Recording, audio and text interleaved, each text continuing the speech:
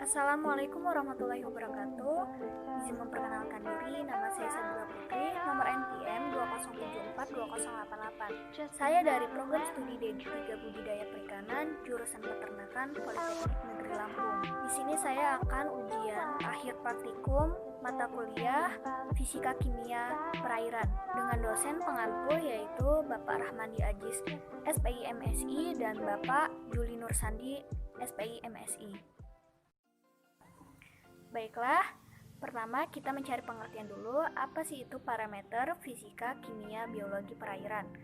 Parameter fisika ialah ilmu yang mempelajari tentang sifat zat yang bisa dicermati secara langsung. Sedangkan parameter kimia ialah ilmu yang mempelajari tentang unsur kimia dan perubahan-perubahannya. Dan yang terakhir adalah biologi. Biologi adalah ilmu yang mempelajari tentang makhluk hidup. Kemudian, bagaimana cara pengukuran parameter fisika kimia perairan? Pertama, kita ambil sampel air atau air contoh. Sampling pengambilan sebagian air diambil, datanya diusahakan dapat mewakili keseluruhan badan air atau seluruh tempat dan seluruh waktu. Bisa juga pengukuran parameter ini diambil dari dua cara, yaitu secara in situ dan ex situ. Pengukuran secara in situ yaitu pengukuran parameter kualitas air secara langsung di lokasi perairan. Mengapa harus in situ?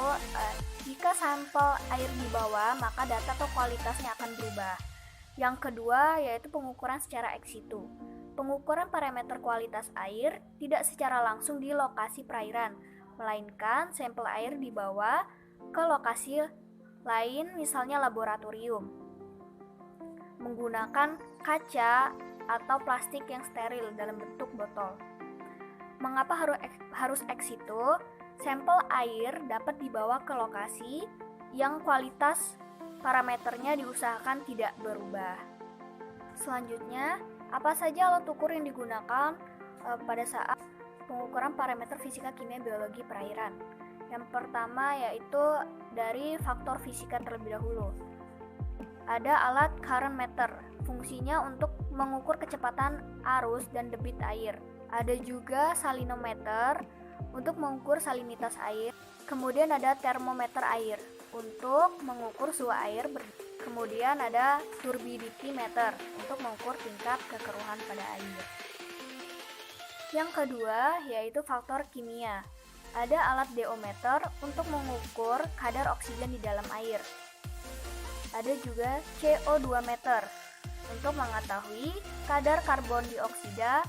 Ada juga pH meter untuk mengukur pH atau kadar basa atau kadar keasaman pada air.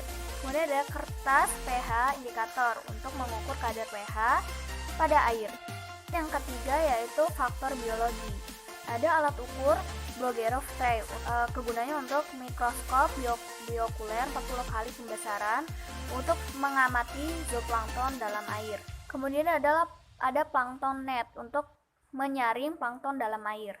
Ada juga Sedgwick Rafter Cell untuk 100 kali pembesar mengamati phytoplankton atau mikrozooplankton. Mengapa parameter fisika, kimia biologi perairan harus diukur? Karena pengukuran parameter fisika, kimia biologi digunakan sebagai langkah awal dalam menganalisis kualitas air. Kualitas air adalah salah satu ukuran kondisi air dilihat dari karakteristik fisika, kimia, dan biologisnya. Kualitas air juga menunjukkan ukuran kondisi air relatif terhadap kebutuhan biota air. Kualitas air seringkali menjadi ukuran standar terhadap kondisi kesehatan ekosistem air. Kapan kualitas air harus diukur? Pengukuran bisa dilakukan sesering mungkin, tergantung kebutuhan kita untuk mengetahui kualitas air yang baik. Tetapi tidak boleh juga berlebihan. Selanjutnya, bagaimana cara mengukur kualitas air secara periodik? Pengukuran kualitas air secara periodik ini bisa ditentukan berdasarkan kebutuhan data yang kita amati. Bisa secara harian, yaitu dengan hari ini hari esok atau lusa. Pengukuran dilakukan pada pagi hari, siang, sore, atau malam. Kemudian ada juga mingguan, yaitu dengan mengukur kualitas air minggu ini, minggu besok, atau minggu lusa.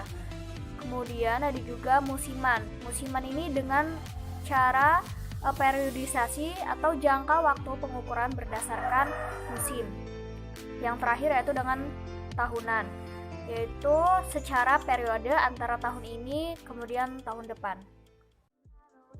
Baik, mungkin itu saja yang dapat saya sampaikan pada ujian akhir praktikum mata kuliah Fisika Kimia Perairan. Kurang dan lebih saya mohon maaf. Saya akhiri, wabillahi taufiq wal hidayah. Wassalamualaikum warahmatullahi wabarakatuh.